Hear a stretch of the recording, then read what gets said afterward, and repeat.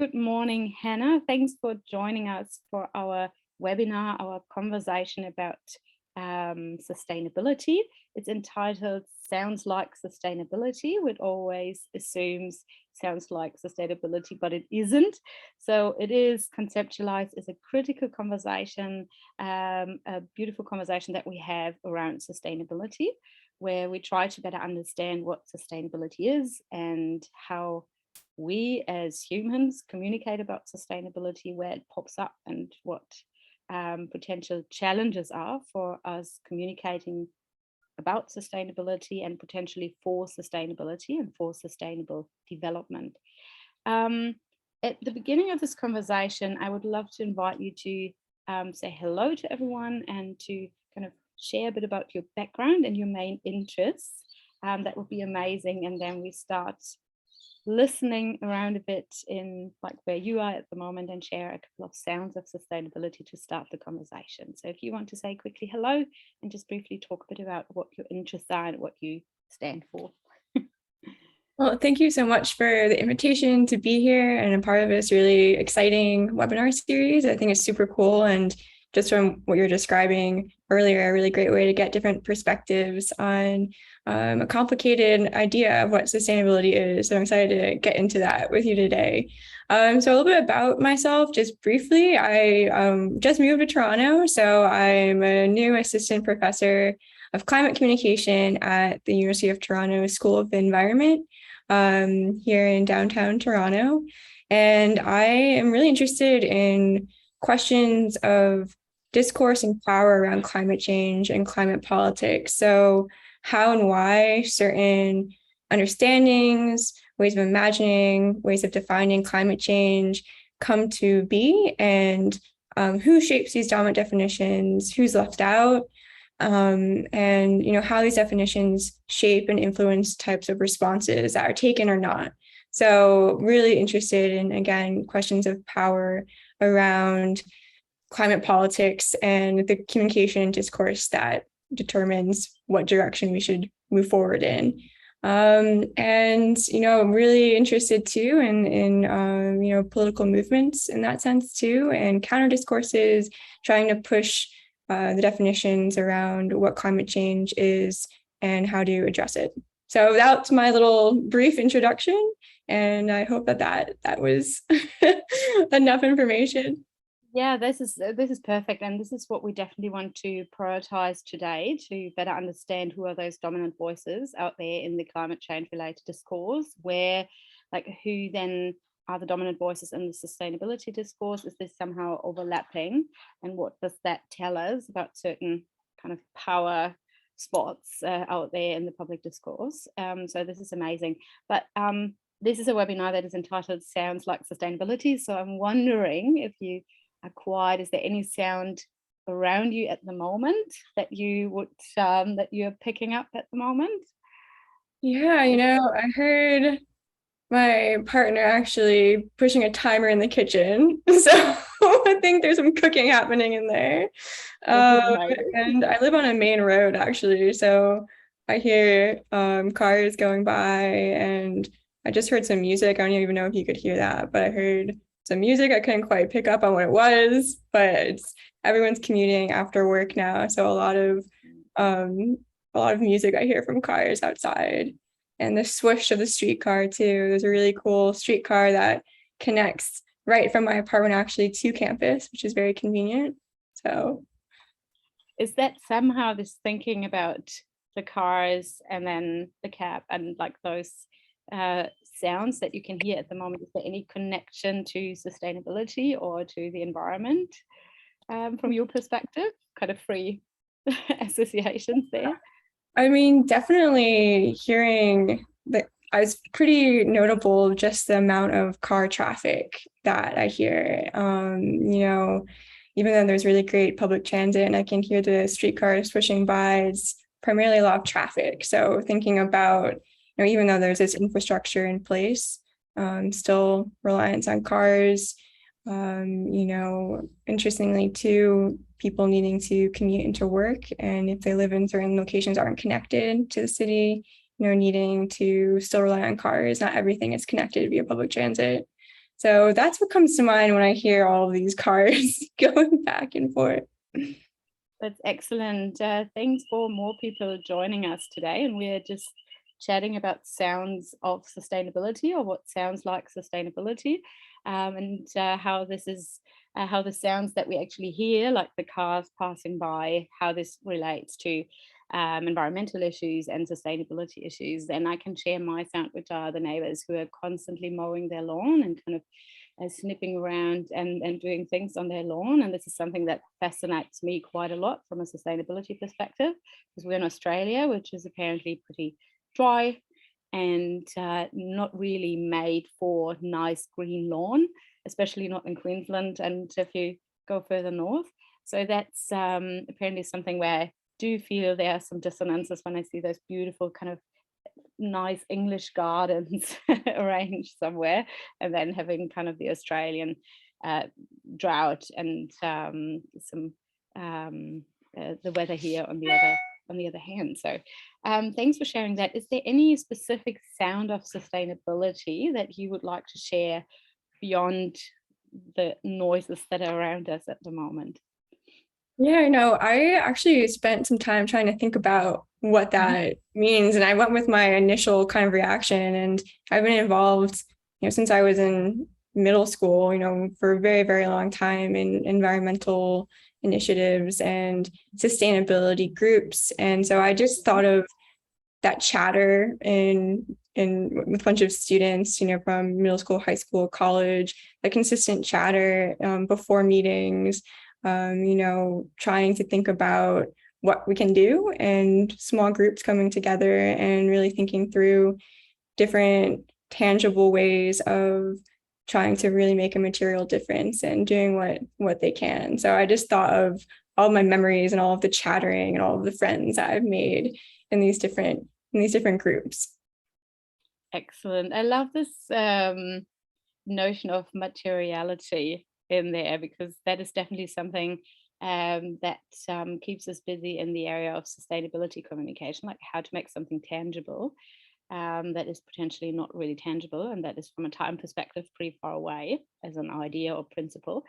So I'm wondering, what would be your spontaneous definition of sustainability? So what is sustainability from your perspective? How would you describe it? Yeah, and that's a tough question, because sustainability, thinking about it, it's temporality is at the core. So thinking about how to, maintain, sustain, thriving environment that moves into the future. So how to have a future with the maintenance of an improvement of natural environment, the environment. But that is where it's interesting thinking about what exactly and how that future is imagined, and who we're talking about in the beginning, who's excluded from those futures, who is set to define what is and how to go about defining what needs to be protected or what needs to be conserved. And so really this temporality aspect and thinking about the future is, I think, at the core of sustainability, and can get into a lot around, what that means. And it's interesting seeing too, sort of the different logos and corporate claims of sustainability, and choosing the green leaf, or, proposing these sort of techno optimistic visions of the future, and sort of co-opting that to fit a very specific vision of something that really doesn't change a whole lot. Doesn't really, or it maintains a power dynamic that should be thought more critically with, and thinking about what sustainability actually entails. Yeah. You mentioned a couple of things that are definitely part of sustainability communication. So from kind of corporate communication, all the language devices and tokens that are used to break sustainability down to a label that can be stuck on products, certain services, on corporations and organizations itself. Where do you see communication about sustainability? So is there anything beyond this tokenistic use of sustainability that you can see? So where and what kind of discourses, groups, areas, field, kind of media or communication spaces does sustainability come up and is actually talked about?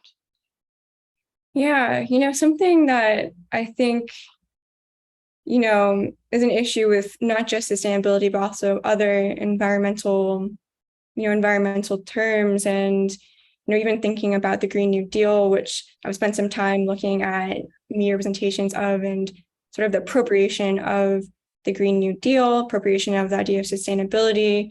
So there is, this real critical intervention that originally is made and then taken up, appropriated to sort of neutralize that critique and neutralize the ability to think together, to make material change, to think together about different futures that don't perpetuate problems that are currently, very much happening.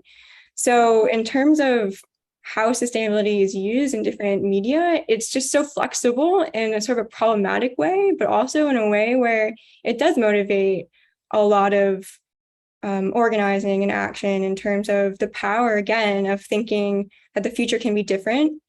Things don't need to continue as they are, a sense of hope, and, taking back the term sustainability too, and making it into a term that still has some power, still has some weight to it, and not letting it just be taken, as so often is, by oppositional political groups, fossil fuel companies, corporations. How do you still maintain and use it in a way that is productive? And there's a lot of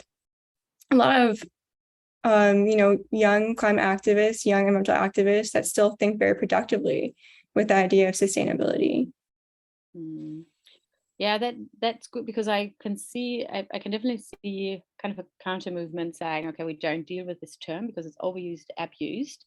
It's something that we better not touch anymore, and trying to find alternative ways to communicate the same principle. But by the same time, things established enough, at least in, let's say, like a Western kind of language hemisphere, that it still does its job in a certain way. I'm curious, because you deal a lot with these kind of power and how it is communicatively created and maintained. Is sustainability, or the principle of sustainability, talking about various different futures, isn't that somehow contradictory? Because if there are multiple futures that we can go, like, or multiple avenues to multiple different futures that we can take, then it gets really tricky to develop like a power, or I don't know,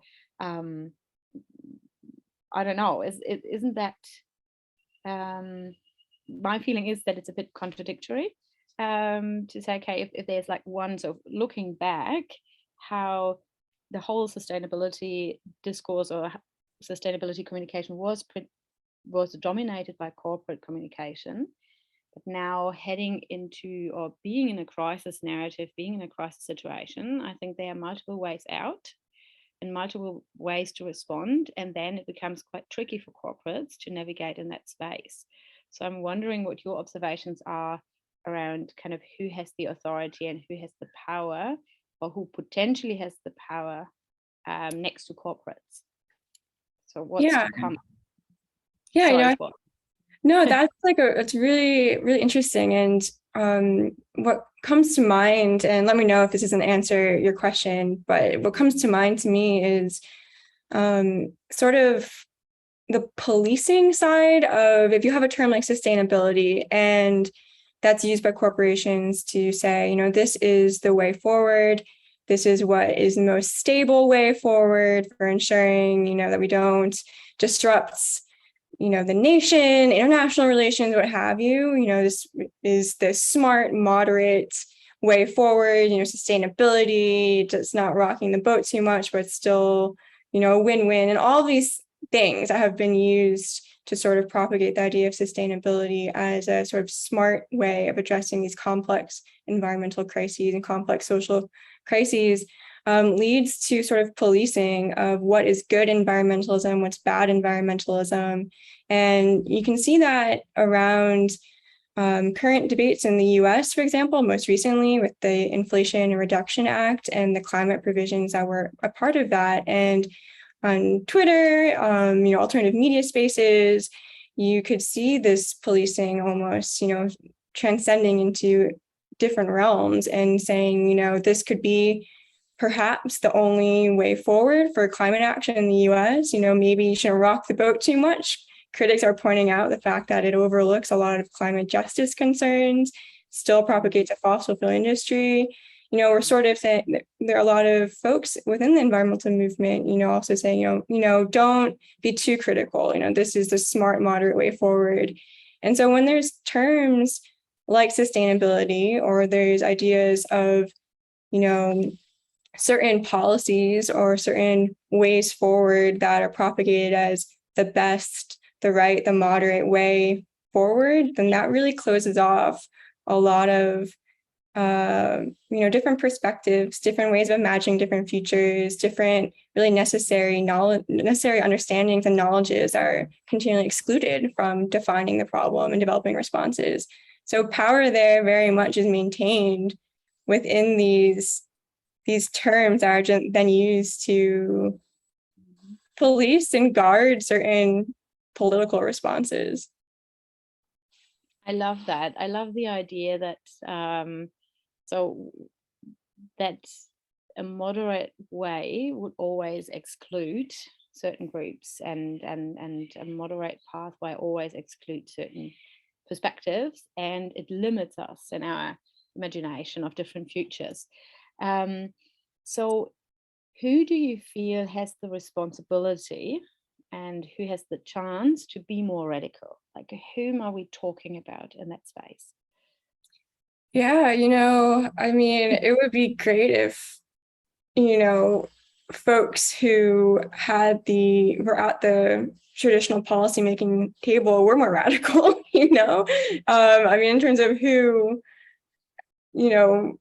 ideally would be thinking more critically about thinking about who is left out continuously from conversations around sustainability. I keep on taking back to climate change because that's what my research is. But, in terms of environmental crises in various scales and places, contexts, needing to really think about, taking a step back and thinking about, again, who and why, who is there, who is not, why, how are certain understandings of the problem, how do those understandings continually shape the direction forward in terms of how to grapple with and respond. And radical really means, from the roots, thinking about the problem fundamentally at its core. And that involves really taking a step back and how the definition of the problem emerged to begin with. And that essentially is a communication question too, and needing to understand long histories of even how certain policy procedures have been developed in the first place too, and something like the climate crisis, really thinking critically of those political procedures, and thinking beyond the nation state, thinking beyond these structures that exist and aren't really able to engage with these different knowledges and questions in an adequate manner. So I don't know if I answered your question, but I think I love that. I totally love that. I have two subsequent questions. One is, where are the spaces for this critical thinking? So is it more kind of in mainstream media? What is the potential of social media? What is the potential of conversations within organizations, within a university, within a big corporate? So what are potential spaces there? So that is one of the questions. Yeah, sorry, you're right. That is a question that I did not answer in my response. And no, you did no, because I just thought about it and I always kind of stumble over this question because there is a lot of this increasing I don't know, a body of literature or body of knowledge around sustainability communication is always, or it's still a lot about this should be done and this should be done and this strategy would be amazing and this is a pathway to go and these people need to be involved. But then by the end of the day, I feel there's a gap in thinking around where are those spaces, like where do we actually talk about it? And we Yeah. are still communication scholars, and I think it's our job to consider the spaces, and not only that we have to talk about it and what we need to talk about, but also that where we need to talk about it. Yeah. It's just really, and I'm happy to open up the forum then for additional questions and comments on that, because I think this is a crucial question for us in that space. Yeah, I definitely agree. And also too, I'm always wary and suspicious of, claims of this is the way forward. This is the ultimate inevitable path forward. It's the right way forward. And even thinking about media as a tool, as a tool of getting to a certain end, I think is a problematic way of thinking of media. And Melanie K. Yazzie, who was one of the co-founders of the Red Nation, had a really key insight before trying to question and think about media as a terrain for action, bringing in, also tying in decolonial critiques and, thinking through even the media tradition, Stuart Hall, thinking about how to contest, how to negotiate, resist within dominant media spaces, and also in counter discourses, counter movements, and a terrain of discursive terrain, and sort of not there being openings and spaces for resistance in various mediated formats and in various spaces. And so it's hard kind of saying where without getting too utilitarian about it and saying like, this is a location, this is, because I could think about media as a tool or as something that can lead to a certain end, when it's more about, how can there be this terrain for a complicated, really unknowable political, I don't even know what the correct word would be, but, way of working together and not having a predictable outcome. And, how can think about media in that way, I think is really productive, and it moves away from utilitarian modes of thinking, moves away from claims of there being one right way, one right answer, one right path. And, seeing movements as, for example, spaces for this. So in thinking about, it's going to go back to Melanie K. Yazzie and really amazing work being done with the Red Nation and Indigenous activism in the US, but using the movement and using various forms of media, ranging from podcasts, so media understood in that sense, podcasts, pamphlets, articles, to think and push beyond understandings of what media mean, understandings of what the nation means, what politics mean, what climate crisis means. And so using this space, this movement space, to really as a terrain. Mm-hmm. Yeah, I love that. Quick question, and then we open up for questions. If I'm, by the same time, our wonderful colleague Robert Cox once said that we all have an ethical duty to create those terrains and those kind of spaces and conversations as academics, as scholars in this area.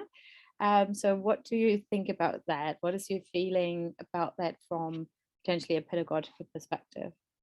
Yeah, I really try to think about that a lot in how I see the classes and the readings I assign, trying to think about what, in terms of how to approach my analysis of media, understanding of media, and trying not to make broad claims and trying to keep it open. And I think that it's super important as scholars to think about and reflect on teaching and making it so that's not just me with all the answers, but how do you think about the classroom in a way that is really practicing this idea of valuing in a really genuine sense, different knowledges, different perspectives, and how to really put that into practice in the classroom. And same with scholarship, collaborations are not only super important, but just absolutely necessary for questions of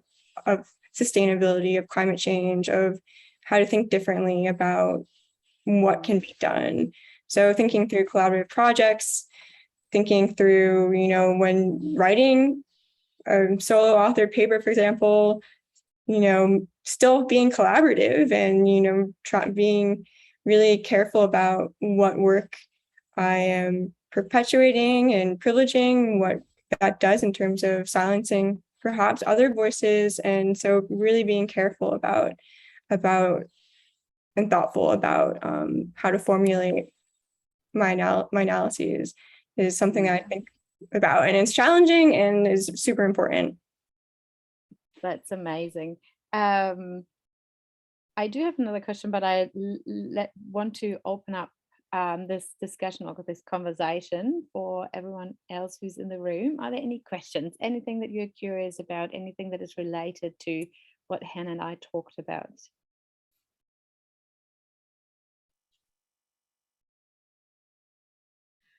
Oh, I've got a question. So, some of the media analyses that we've done. Oh, sorry, I'm Lucy. I work at Monash University in Melbourne.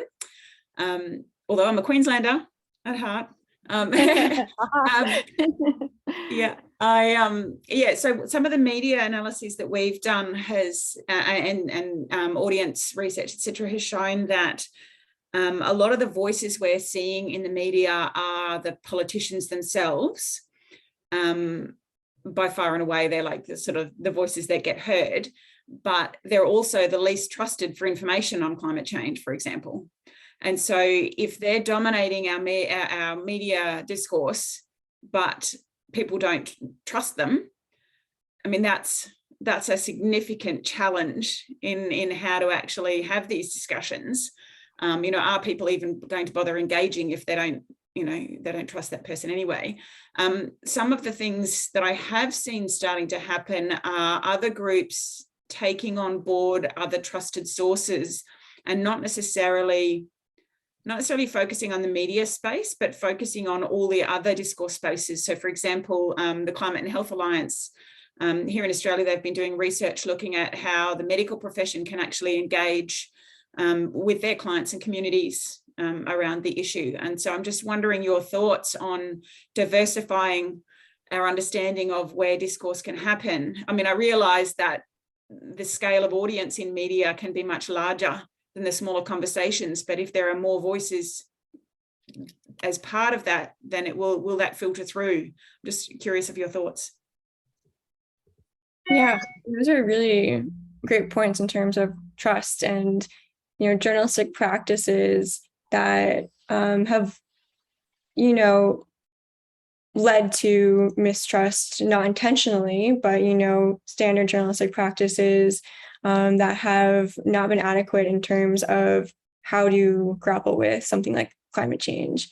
So a scholar who's at the University of British Columbia, Indigenous scholar named Candice Callison, she's done a lot of work looking at this idea of systems journalism and how to think through and learn from Indigenous journalists' practices of really telling these stories, these complex material manifestations of climate change as they occur. For example, wildfires, a case of a wildfire in Australia or in British Columbia, and not just covering the event in and of itself.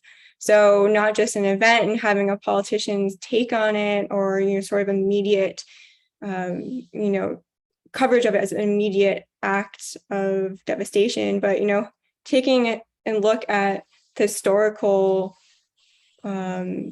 context of why these fires are happening in a certain location, what policies have led to these devastating wildfires, how climate change fits into that, getting different knowledges and perspectives from the history of the land. So referring to Indigenous knowledges, referring to people who've lived in these places for long periods of time, thinking differently about how to do this reporting. And that actually is essentially what journalistic reporting is supposed to do.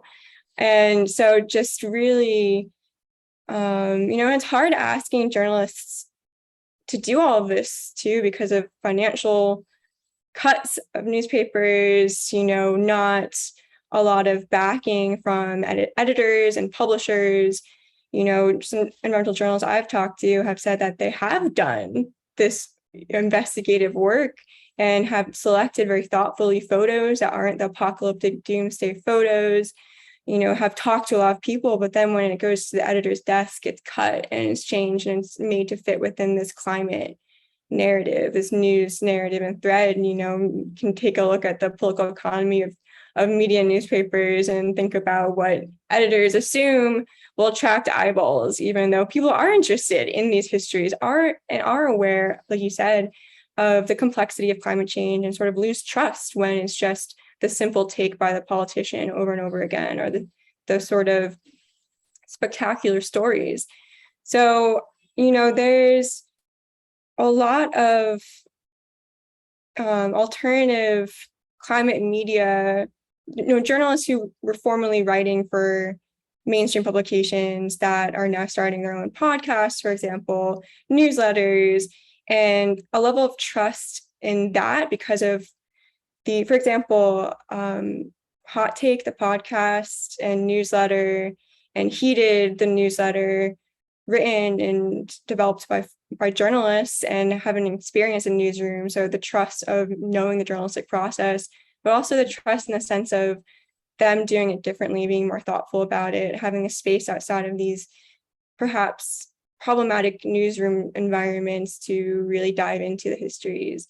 But the problem with that is mainstream media still gets the most views, and it's a complicated problem that I think taking a systems journalism approach in mainstream newspapers is a really exciting, way forward. But again, there's limited resources, limited movement in terms of swaying editorial decisions. So I don't know if I answered your question. It was more of just thinking through some of the things that came to mind. But I love this perspective, and I think it's amazing because I had a conversation with the sustainability and CSR manager of a big media corporation, the biggest media corporation in Austria.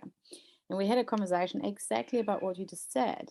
So, of course, there are those journalists who put in this extra effort, which is great.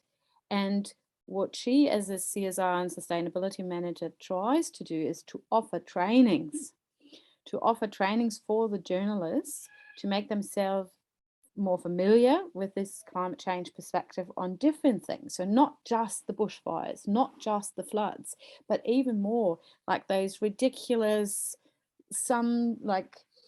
amounts of money that are paid for a soccer player to move from one club to the next. And this is not just a sports issue.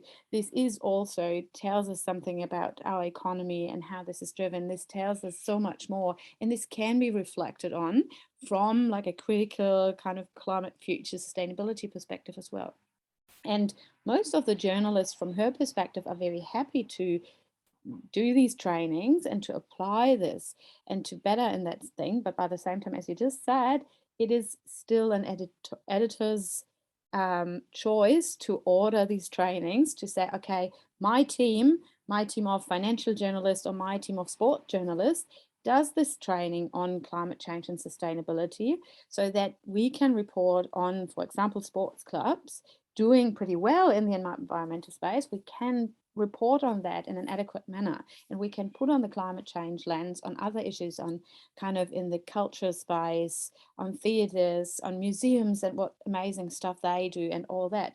But so there needs to be the training, but then there needs to be the decision from like the top management and the editors to say, yes, I want all my journalists, my team to do the training. So it's a bit tricky because even if like a single journalist might perceive themselves as an agent of change and wants to do better, it's still kind of a matter of training to get used to this specific lens beyond your individual interests and your own knowledge, plus then the support from the media corporate and the editor. Sorry, there's a question, Nicholas. Yeah, hi everyone. I joined late. I just missed the first part of the conversation, so this may have been addressed. But the couple of things that you all have been talking about in the last few minutes piqued my interest in the business models of journalism. I study business and sustainability, and I'm in the United States, and I've been following the transition of private news companies into nonprofit journalism. So things like Grist, Bridge, Michigan is also one that I've been following. So I'm curious, Hanna, if you could talk about the business model side. You were talking a little bit about this with this mainstream media concept. I don't know if that includes nonprofit journalism. And also, what's driving the revenue now? And is it something other than climate coverage? Is climate coverage do we have to have these other things that drive revenue and then have a little bit of climate coverage on the side? Is that kind of how it works? So I am not a political economist of media. So I very much am a critical cultural scholar of media. So, that being said, so I'm very interested in, how dominant ways of thinking about, representing, writing about climate change pervade. And you can see those threads across nonprofit, across mainstream, understood as legacy traditional press, legacy traditional television news. You can see these pervade across. So again, thinking about who are these reporters, nonprofit reporting, still having training in newsrooms, perhaps editors moving to nonprofits. So there's still this culture, this community, this way of thinking about climate change through a journalistic lens and perspective that pervades. So it's a cultural way of understanding political economy, looking at who are, follow the money kind of a thing, I suppose, can give some insights. But I think it's really interesting thinking about, how and why these certain, for example, so defining, we were talking about before, defining and understanding what counts as viable evidence, journalistic evidence of climate change. And so knowing that that's important for accountability. So having and showing images of these extreme wildfire events as an example, talking to those who are immediately impacted, but reporting on it in a way that is sort of like a war reporting, or, showing the event as it unfolds, understanding violence in a very tangible, bodily way of the people that have been impacted, usually citing deaths or citing devastation.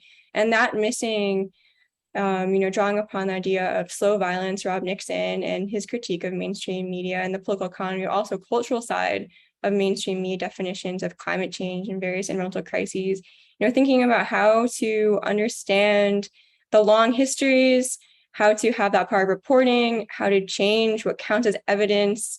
This gets to thinking about journalism as a practice too. So it goes beyond just the political economy and thinking about the structures, and that's important, but it's not the only way of understanding, diagnosing the issue, and of how to respond. So that's a roundabout way of answering your question, because I'm not a political economist, so I can't get into specific questions about the revenue.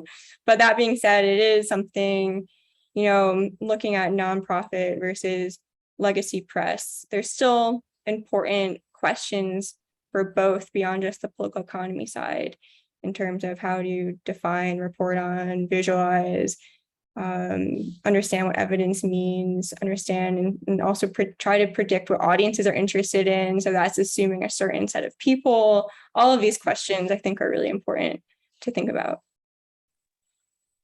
Could I ask a follow-up, or are we going to move to others? Yeah, that's all good. I saw Mamoon unmuted, so I was curious.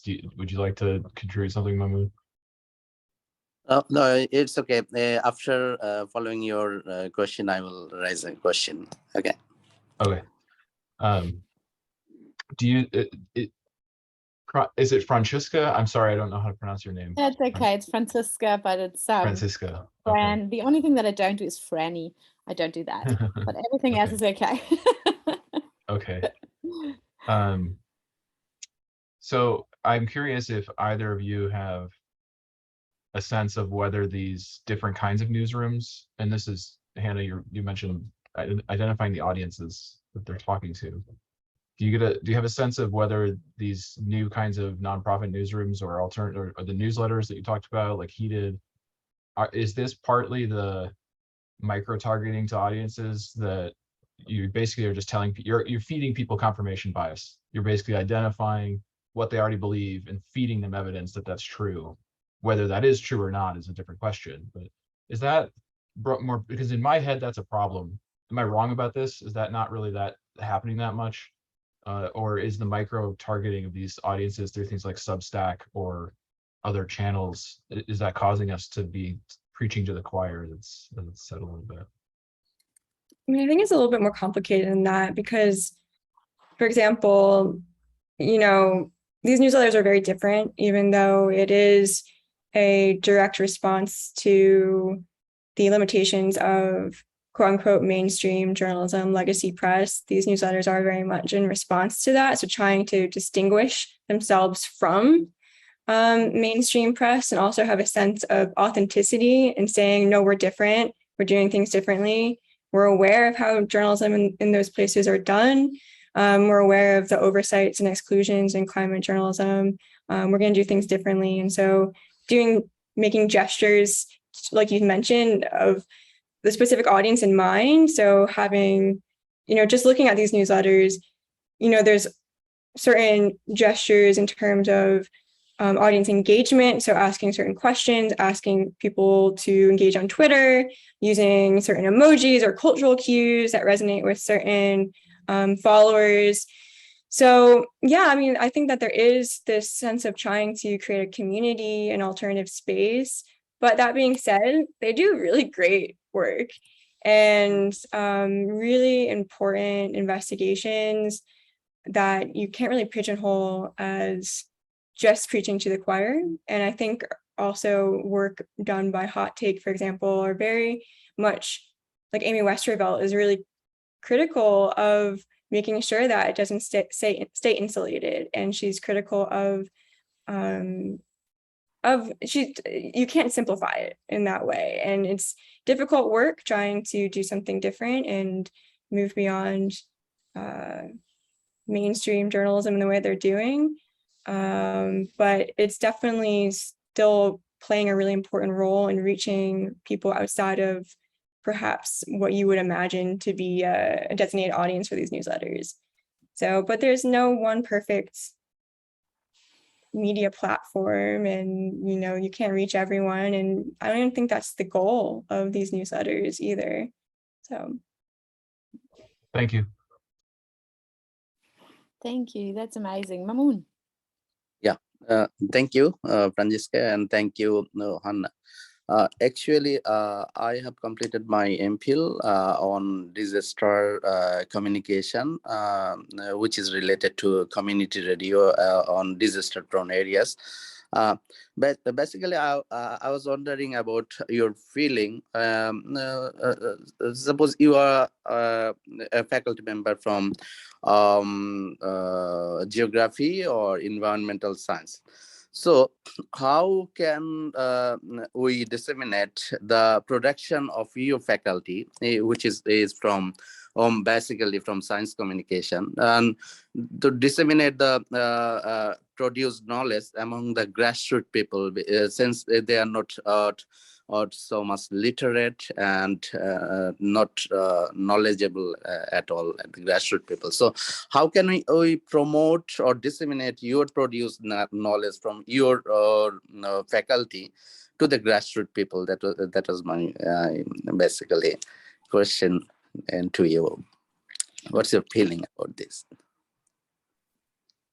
Yeah, I mean, I think that it's not, I try to not think about it as being what I'm producing needs to be or will solve problems grassroots groups don't are kind of they need what I'm saying and thinking. I mean, it's more of I'm very interested in learning from grassroots groups, and then, you know, vice versa, sharing our insights and knowledges. And some of a paper that I wrote before, identifying some ways that the New York Times and Wall Street Journal was covering the Green New Deal, notable trends and discursive strategies that were used to delegitimize the Green New Deal, was picked up, and I shared with friends a part of the Green New Deal movement. It was shared and used in a tangible way of just being aware of what media narratives are doing, and how that's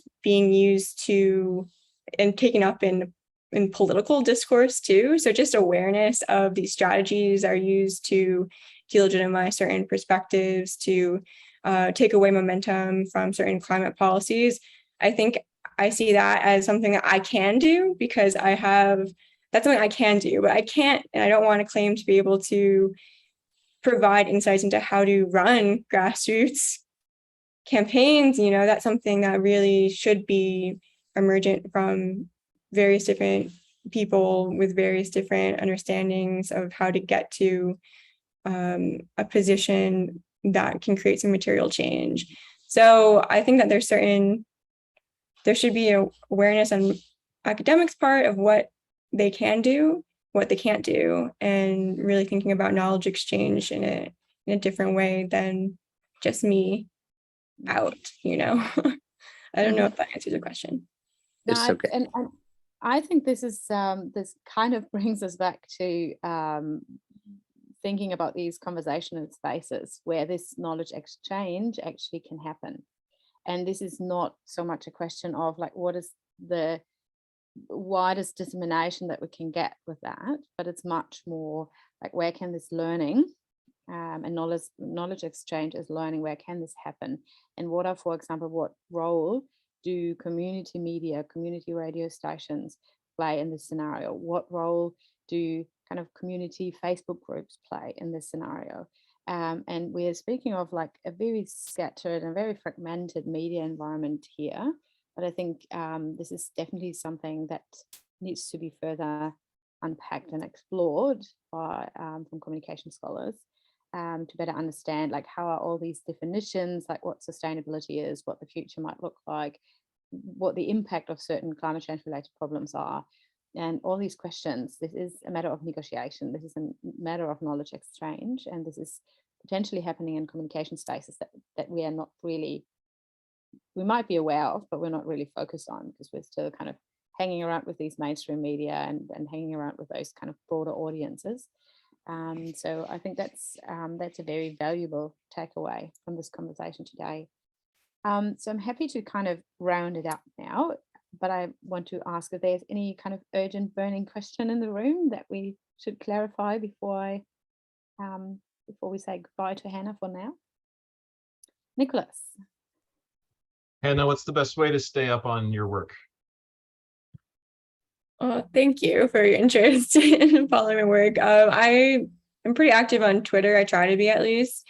And I also have a website that's linked through my Twitter. So, and my handle is @sustaintheconvo. I came with that a long time ago, and I feel like I can't change it at this point, but that's my Twitter handle. So I post my writing through my Twitter and my website. So thank you. Amazing. And that's a great idea, especially when I start sharing this conversation. If you don't mind, I can share your Twitter handle and kind of direct to your work as well. So that's a good thing to do if you're okay with that. Yeah, thank you. I really appreciate that. So I'm happy for everyone who's listening to this conversation to follow Hanna, to get in touch with her and her work. I really appreciate that we had this conversation. Thanks for everyone joining us for the conversation today. And Hanna, a massive thank you for you. That was a beautiful conversation.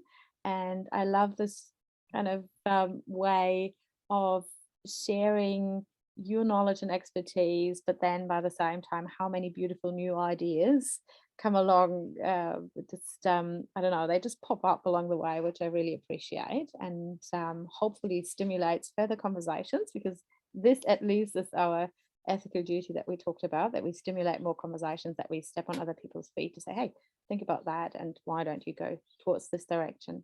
So thanks again, very much appreciated.